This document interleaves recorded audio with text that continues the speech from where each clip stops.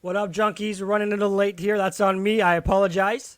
We are here with former WWF, WCW, and TNA head writer, the man who went from writing the WWF magazine to WCW World Champion, Vince Russo. How you doing today, sir? I am all right, Jacob. What is up, Pro Wrestling Junkies? Man, these guys and gals have been waiting for you for all night here. My bad about that, and we're gonna hop right into it, Vince. We're gonna go to Theo. Hey Vince, how you doing? What is up, Theo? What's happening? Not much, man. I just quick question up. What is your personal favorite match of all time? Wow, bro, man, when you talk about I definitely have favorite moments. When you say favorite matches, that's, bro, I wasn't really a match guy, but if you ask me what my favorite match of all time was, I think it's the same match it was for a lot of people, bro. I mean, Steamboat and Savage always stands out, always. I remember that match when I first watched it live, WrestleMania 3. And to this day, man, I will say it still is the best match I've ever watched. I would agree. Yeah. Yeah. Thanks, I'm Theo. a big Macho fan, so I definitely agree. Yeah, no problem. Thank you, Vince. All right, no problem, Theo. Take care, bud. Thank you. We will we'll hop over to Dylan. What's up, buddy? Hey Vince, how you doing? Dylan, what's going on, bro? Oh, not too much. Just sitting here home working right now. But I just had a real quick question. So back in the early days of TNA, how did the pairing of you and Styles come about? Really, bro, Jeff, it was, Jeff's company at that time, Jeff Jarrett. He just felt that AJ really needed a voice box. Bro, AJ back then, and I think AJ would agree with this. Bro, he could barely string a sentence together. His promos, he's always been the greatest worker in the world, no doubt about it. But bro, back then his promos were really, he had a very heavy Southern accent, and his promos were really his weak suit.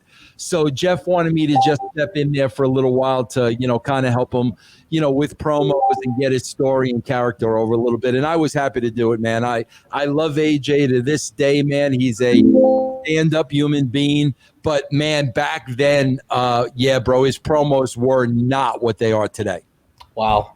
Yeah, I remember seeing a little bit of AJ's stuff back in the earlier days in TNA. But, yeah, has definitely improved over the years, and he will go down as one of the greatest wrestlers. I agree, and one of the greatest people. Absolutely, man. But thank you so much, Vince. No problem, Dylan. Have a good one. Vince, a lot of people know you for, some say wacky, some say innovating matches and gimmicks and ideas. Where do you get a lot of your inspiration from?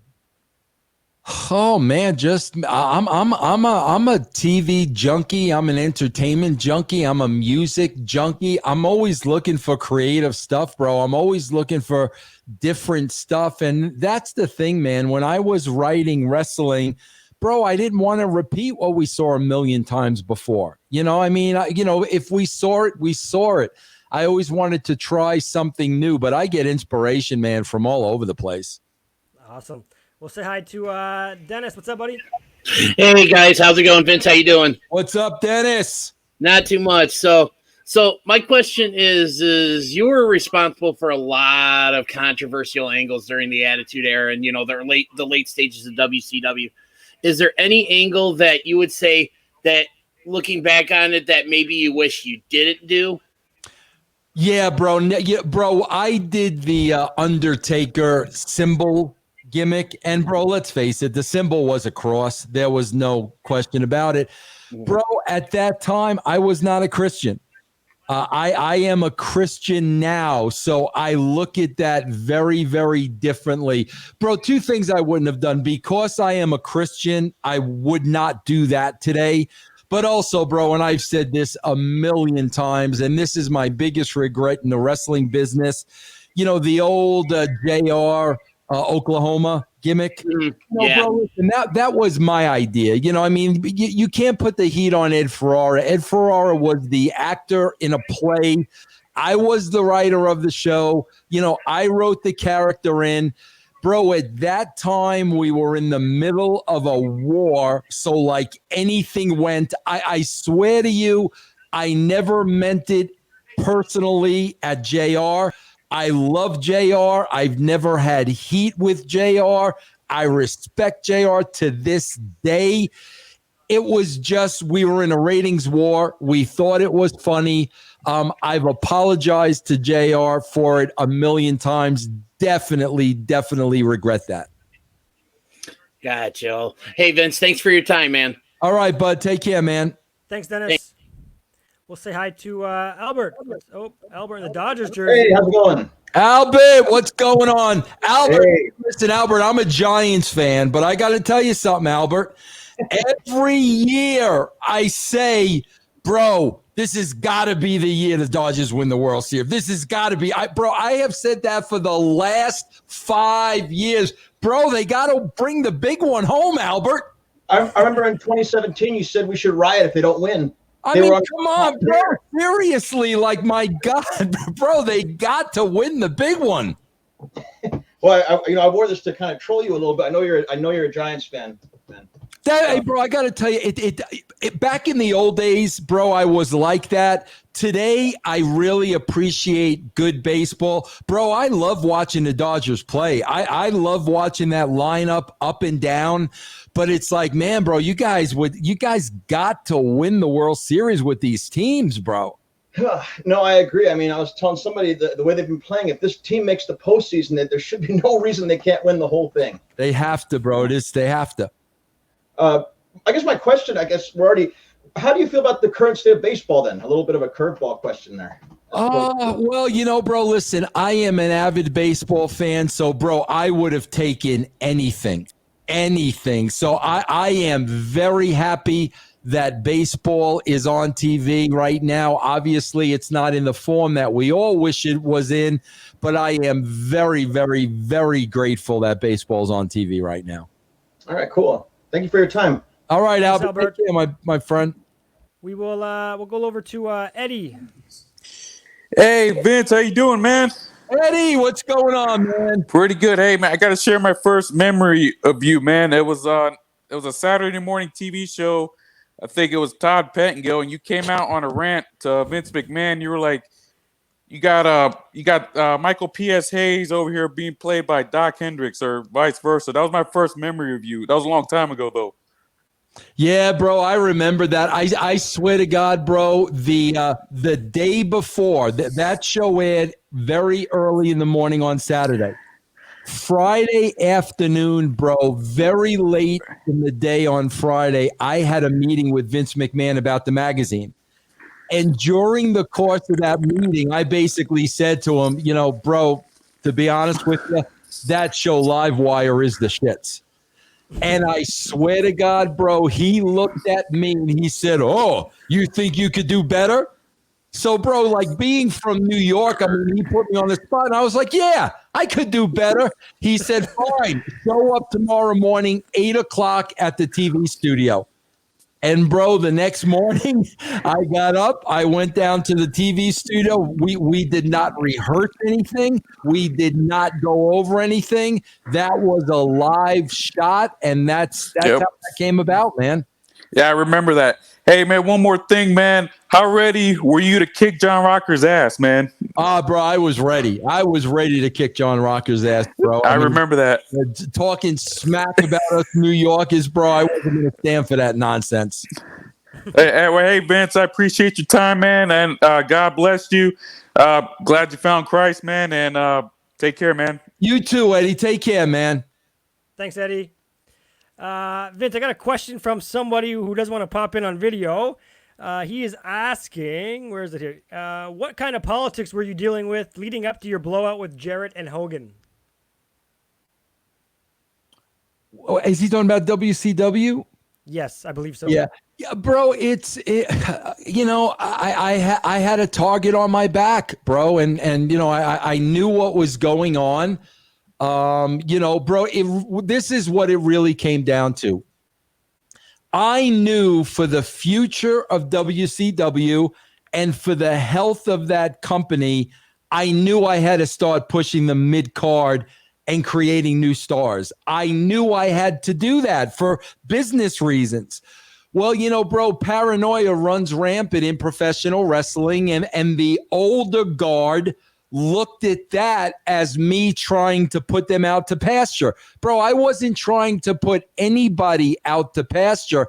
I was just trying to put them in the roles that I thought they needed to be in at that point in their careers. We really needed to build the undercard. We had a great undercard at that time, bro. But the veterans did not like that.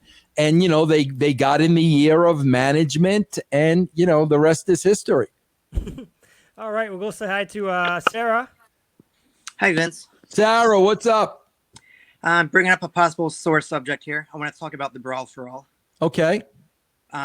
If you could have booked one other person to be in it that you didn't get a chance to, who would you have booked in it? Wow, bro, that's a great question. I would. The first person that comes to mind is like Shamrock, but like not really, because I think Shamrock like would have ran through it. Yeah, you know what I'm saying? I think Shamrock would have beat everybody up, to be honest with you. But gosh, bro, it's hard to say. Bro, I guess I'd say Shamrock. Then again, you never know if he would have run through it because nobody expected Gunn to win. That's exactly right, bro. You never know. But bro, Ken Shamrock, though, in his prime, oh man, he was the real deal, bro. He was great. Yeah. All right. Thanks for your time, Vince. All right, bud. Take care. Thanks, Sarah. We'll say hi to Luke here. He's wearing a Lakers jersey. Luke. Hey, Vince. Nice to meet you, buddy. You too, Luke. What's going on? No, not much. Just waiting for the game to start later tonight. I had a quick question about when you left WCW for the second time. You were world champion like the week before you left. So what exactly happened there for you to leave in October of 2000, I believe it was? Bro, the real reason behind it, to be honest with you, was, bro, listen, I had a concussion. I was suffering from post-concussion syndrome. Literally, bro, the doctor I was going to said, man, you really should not be doing anything stressful at this point. I kept going back to work. I kept getting in matches. I kept getting my bell rung. The job was very stressful. But what happened, bro, was everybody knew that the company was going to be sold. So like you would go to work every day and that's all everybody talked about. Like nobody even cared about the show anymore or about the company. It was all, where are we going to wind up? Who's going to buy us? And I just got to the point where I'm like, you know what, man? I'm not well, but I'm still coming to work every single week, giving my all, giving 100%. Like, but what's the point? Like, all everybody was talking about was us being sold. Nobody cared about the product at that point. Nobody cared what they were doing at that point. So I finally got to the point where I says, you know what, bro, I'm going to follow doctor's orders. I'm done. I remember handing Mike Sanders the keys to the car on TV, and I knew right then and there I was done. Mm-hmm.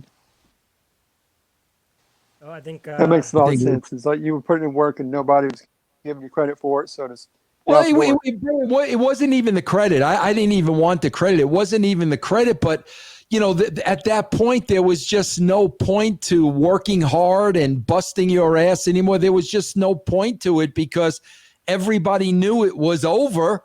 It was just a matter of where the company was going to wind up. You know what I mean? Yeah, it makes a lot of sense. Yeah. Thanks for answering my question. I appreciate it. All right, Luke. Take care, man. Thanks, Luke. We'll go to Dominic. Hey, how's it going, Vince? What's up, Dominic? Hey, I got a question for you. So I'm a big DDP fan, always been my favorite wrestler. I'm just curious if you got any just cool or funny stories about working with him. I love DDP, bro. As a matter of fact, my son works for DDP at DDP Ogre. My son works for Paige. Yeah. Bro, I love Paige. Bro, I can tell you this about Paige. Bro, I have a very strong work ethic. I never stop working. Never, bro. Even now, I do russosbrand.com, and God, bro, I can't tell you how many podcasts I do a day. I could tell you right now, I don't come anywhere close to Paige. The work ethic of Paige and always wanting to do everything to perfection, never half-ass. Bro, he was always such an inspiration to me. Bro, I remember before DDP yoga was a thing, I owned a store in Atlanta. And, Paige called me, Vince, I got to show you what I'm doing. I'll never forget, I met him at an Applebee's. Bro, he laid out the whole presentation of DDP yoga while he was still wrestling. Like wrestling wasn't enough for him, like as a full-time job. Bro, he laid it all out to me. And I was like, bro, like, where do you have the time to do this? Like, how are you possibly? But like I said, man, my son works for him. Bro, he's the exact same guy today. That's why I am so lucky that my son is working for something like that, because, bro, I'll go as far as to say he may work just as hard as Vince McMahon does when it comes to wrestling. Wow. Yeah, he's a super guy to look up to, a super guy to set as a role model. He bust his ass every day to this day. That's awesome. Hey, Vince, thanks so much for the time and for jumping on here. We appreciate it. No problem, Dominic. Thank you, man. Thanks, Dom. We'll go to Peter. Hey, Vince, how you doing? What's up, bro? Hey. So I jumped in a little late, so I hope I'm not asking you to repeat yourself. But, thinking about, like, the state of wrestling and, current storylines going on, if you could take one storyline in wrestling right now and change it, what would it be and how would you do it? God, just one? Just one. I didn't want to make you sit here for an hour answering the same question. Well, bro, I'm going to take the storyline that I think is horrific. Okay? And it is retribution. That's what I was hoping you were going to say. That's Yeah, what I mean, bro, if you're going to do this, like, all you have to do is watch television. Like, where we see Antifa every single night. We see how these people carry on. We see what they do. We see how they speak. And they've made such a cartoon wrestling parody out of this. I got to be honest, it's embarrassing. Like, it literally is embarrassing. Bro, the thing they did on SmackDown, where all the talent came out ringside and they're beating up the referees in the back, and then the talent goes running in the back. Which way do we go? Like the Keystone Cop. Bro, like, are you kidding me? Like, it is so embarrassing. There isn't one casual fan that's watching that show saying, like what are you doing? I don't mind them doing the angle, bro, but do it real. Have some guys that look freaking dangerous and are serious. Like, bro, I don't know. I was talking to somebody like yesterday. Like, bro, the person that comes to mind, like, can you imagine if you had like three guys that look like Zeus? Like that's who these guys should be, like mean, and they mean business. And then, bro, there should be the muscle group, and then the muscle group should clear everybody out, then bring in the suit to hack on the computers and do what they got to do. Just remember they did that in Die Hard. Remember the muscle comes in, bro. Did I lose you? No, still no, I'm right here. Yeah, I got to switch. I think I lost my my one monitor. But remember how they did that in Die Hard, bro? The muscle, the muscle comes in, wipes everybody out, and then all of a sudden, the brains come in, sit behind. Bro, there's a way to do it where it would be good and entertaining, but it's not the way they're doing it, bro. Fair enough. I do have to say, I mean, I'm glad they let the guy finish up in the bathroom at least when they. Yeah, exactly. Yes. Hey, I appreciate your time. Thank you both. No have a good one. Hey, Peter, I'm going to see if I could plug in my other monitor real quick because I just kicked a cord, but you could pull up the next guy. All right, thank you. Thanks, Peter.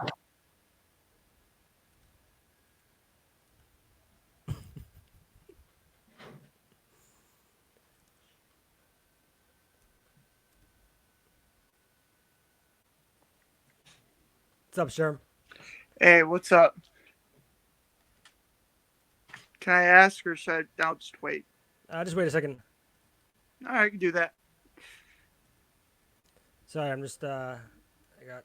Oh, there he is. Yeah, it's Okay. good, man. I get it. Technology's a pain in the butt.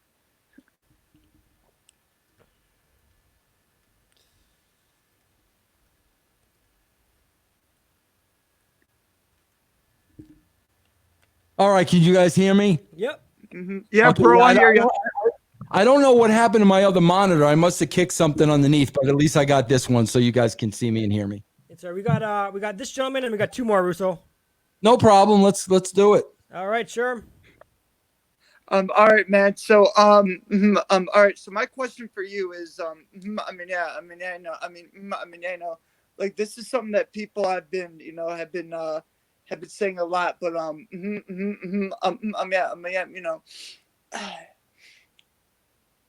do you think Vince McMahon is out of touch? I think Vince McMahon has been out of touch for a long time. Bro, Vince McMahon was out of touch when I was working with him. He just, bro, you got to understand something about this guy. All he does is eat, sleep, drink, shit, piss, wrestling. He has no idea what's going on in pop culture, what's going on TV, entertainment, music. He just has no idea. He was like that when I worked for him, bro. But obviously now, as he's turning 75, obviously now it's gotten worse. But yeah, bro, I do believe he's out of touch. Yes. All right, man. Thank you so much. No problem, Sherm. Have a good night. Thank you for doing this. No problem at all, bud. Thanks, Sherm. Even though he had a Detroit Tigers shirt on there, that's awful. Yeah, I saw that. Yeah, they were awful, but so are the Giants. I can't complain. All right, we got two more. We'll hit Aaron up first. Hello. Aaron, what's up, man? I'm doing better now. Had Wi-Fi connection issues. Oh, okay, that's good. I wanted to ask, what were your thoughts on WWE Thunderdome announcement? Bro, I don't really understand it. I can't wrap my head around it. So I'm gonna have to just wait to see what it is. Listen, I don't think, bro, the presentation of wrestling is gonna bring in new fans. I really don't believe that. I believe good content and good characters and good storyline lines and episodic television, that's gonna bring in more viewers. I don't believe the visual or the optics of a show is going to bring in more viewers. So I really can't wrap my head around it till I see it, bro. I got to wait till I see it. Fair enough. Thank you for your time tonight. Oh, no problem, Aaron. Thank you. Thanks, Aaron. And the last one of the night, we'll bring in Spencer. What's up, buddy? Hey, what's up, Vince? How are you? What's up, Spencer? Hey, hey, thanks for doing this. We really appreciate it. It's been a big hit so far. Oh, no problem, bro. No problem at all. Okay, so I got a few questions. I also got one for my friend who's been trying to get in, but I'm going to go ahead and ask it for him. His questions are, and then I'll go into mine. One, what was it like to wrestle John Cena, and what was it like riding in a tank? Wrestling John Cena and riding in a tank. Yeah, I don't know if those are things you've done, but he just I've not done either one of those things. Okay, I didn't think so, but I just had to ask anyways. Okay, so my question is, so AEW is going pretty strong, I think. I know you guys, and I know Justin plugged it. You guys are going to be talking about AEW. Kind of just, if you could just let us know, hey, what's one storyline or one thing that they are doing right that you see them doing right now, and maybe one thing they could possibly improve on to help pick up ratings or something. Well, bro, listen. The one thing I think they're doing right, if they're trying to do it, is they're doing stuff that is catering to their fan base. Right. Okay, they're giving their fan base what their fans want. However, on the flip side of that, what I feel they're doing wrong is they are ignoring the rest of the television audience by just catering to fans they already have. You already have those fans. If it were me, I'd want to be expanding the audience. I think every business, is built on wanting more customers. So to me, that's the issue. You know what your base is. You've been getting that base every week since you started. But if you want to grow that audience, you've got to go outside of just what your base likes. And that's what I would do. I honestly agree with you. I know AEW, like, they have a fan base they're catering to, but I think they definitely need to branch out to a wider audience. So I 100% agree with you. Yep. I mean, it's just business, bro. It's just any business. All right. Hey, thanks for coming on again, and really appreciate it, Vince. No problem, Spencer. Thanks, Spence. Vince, before I let you go, I got one. Hey, Jacob, question. if you got more calls, I'll take them, bro. If you want to get more people in, I'll do it. There's two more if you have time. Let's do it, bro. All right. Let's do it. Let's get Adante. What's up? What's going on, bro? What's up, man? Oh, snap. Oh, I'm glad I got in. Good shit. Quick question. You got Vince that bought WCW and ECW, right? Right. You got Hogan turning, right? And you got the screw job, etc., etc., etc. So by saying this, right, here's my question. To me, what changed wrestling was Hogan turning. That changed it for me. That changed professional wrestling in all my 32 years. That's what got me. What changed? When's the moment that changed wrestling for you? Or do you think you were the change? No, bro. Bro, I think there were a lot of things. I really do. I'm going to tell you what I think the top three moments were to me. Definitely Hogan joining NWO, without a shadow of a doubt. Hands down, definitely. Bro, I remember an incident prior to me even writing. I wasn't even writing at the time. I was doing the magazine. I was doing a little producing. But I remember there was a steel cage match, and I remember Brett was involved, and I remember Brett cut a scathing shoot promo while they were taking the cage down. He made Vince McMahon come out. Bro, I had never seen anything. I'd never seen the WWE do anything like that before. That, for me to still remember it to this day. And, bro, I was not responsible for that. I was not writing. Oh. Also, bro, I think Tyson was a big, big part of the transition over to mainstream and bringing in millions and millions of more wrestling fans. I think, getting Mike Tyson, with Austin and DX for that pay-per-view, I think that was a brilliant move on Vince's part, and I think it was a very significant time. Oh, that's interesting. Because I know prior to Tyson, you had Cyndi Lauper, you had Liberace, you had all of that. So to me, I'm thinking that Tyson was just a regular old celebrity coming in there. No, I really think Tyson was the start of the Attitude Era. I really believe that. Wow. So you don't think that ECW kicked it off, or Steve, or nothing like that? I don't. I mean, they had a lot to do with it, yes, but I'm talking about the origins, like where I think it really started. Oh, okay. Yeah. Yeah, that's awesome, man. Good talking to you, and thank you, Jacob, man. Y'all guys are awesome. Thank you so much. Oh, that's cool. Thank you, man. Thank you. No problem. Vince, I got two more for you, and we'll close it up. Nicholas. Hey, how you guys doing? What is up, Nicholas? What's up, Vince? Hey, man, huge fan. It's an honor to meet you, even though it's virtually. Oh, you too, Nicholas. It's an honor for me. All right. Hey, my question is, with the way the landscape of how the wrestling industry is today, what do you think a promotion like AEW is missing, or even WWE, that you would think would help just the industry as a whole? I think they're out of touch. I think they are. I think they need to be more reality based. I think they need to bring more of the wrestling business onto the television set. They should be more realistic. The backdrop of the show should be about the wrestling business, because that in turn is going to open it up to millions and millions and millions of viewers that have shut off and tuned out to wrestling. So I think they need to become more realistic.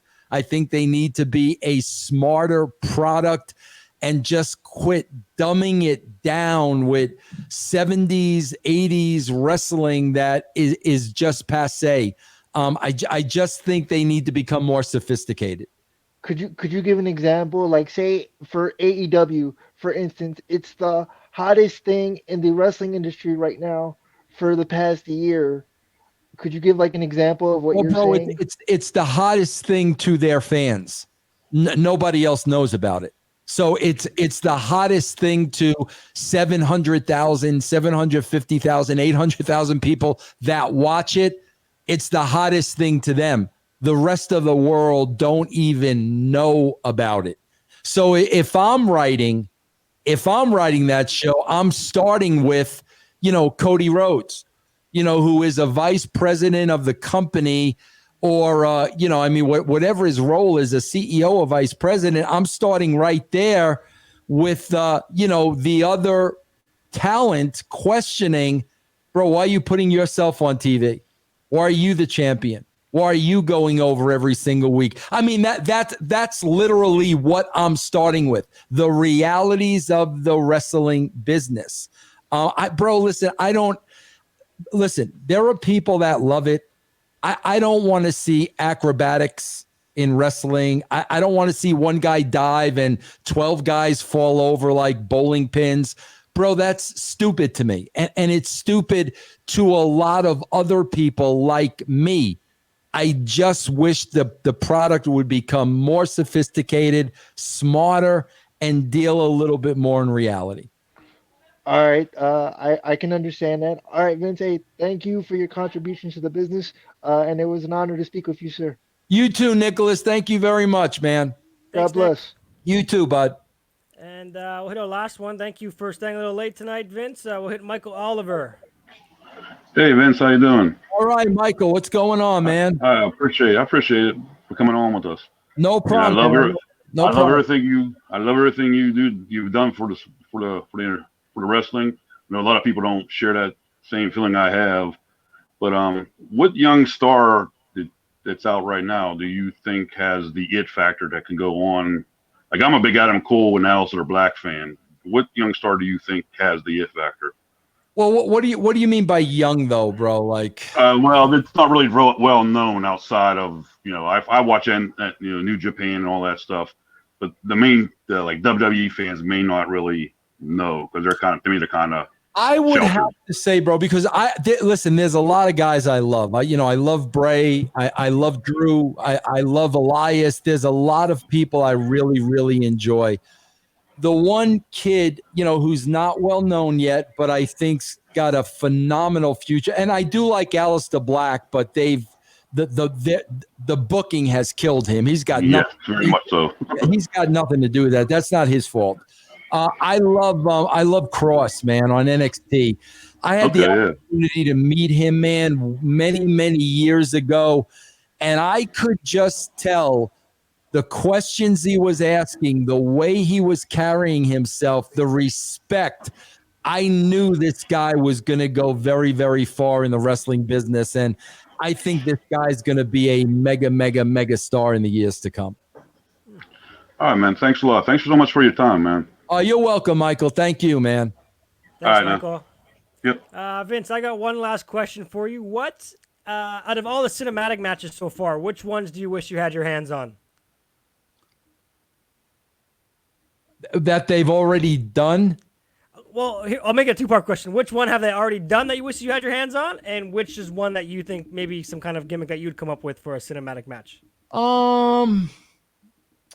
Well, I mean, I got to tell you, I enjoyed the Bray Cena one. I really enjoyed that. I thought that was very creative. I know a lot of people didn't like it. I liked it. I thought it was very, very creative. Oh man, that's a good question, because I mean they've done some that were, predictable, like, the Taker, match, and the Fiend and the Bray Wyatt match. I don't know. I don't know of what I do, bro. I would really have to think about that. I mean, asking me on the spot like that, I really can't come up with one off the top of my head. But I mean, I do enjoy them, and I really do enjoy them. I love when anything gives us a different look than outside of the ring. So, I enjoyed the Taker. I enjoyed the Bray and Cena. I enjoyed the Braun and Bray. I enjoy that type of match. Awesome.